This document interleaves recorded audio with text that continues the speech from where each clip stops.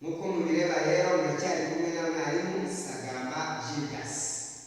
Ubu noneho tugiye kwiga uramutse gukora imirimo yacu cyangwa se uguterura n'intebe irakugoye, ukeneye umuntu ufite ugufasha.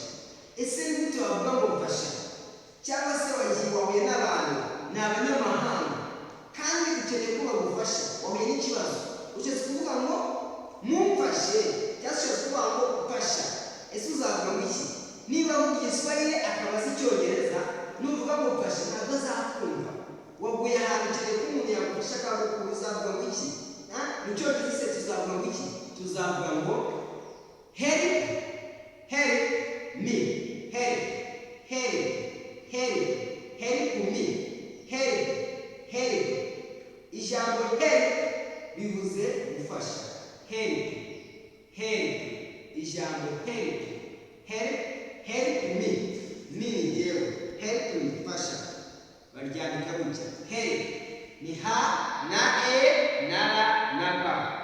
Wandika ha, ukandika e, ukandika ra ndende, ukandika na ba. Ijambo help, ha na e na ra na ba, nibyo dusoma help. Help me nabyo bivuze ngewe.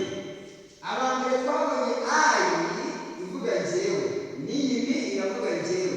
Help me iyo uri gutangira ayi ivuga wowe, ariko iyo iri gusoza nyuma y'interuro ayi ihinduka mi, tukavuga ngo help me. Uzavuze ngo fasha. Niba ugenda mu nzira ushaka umuntu agufasha, tuvuge ufite ibintu bikwemereye, ushaka kuvuga Kongereza akakubwira ngo help me, kandi nawe nubura nawe ari kuvuga Icyongereza akakubwira ngo help me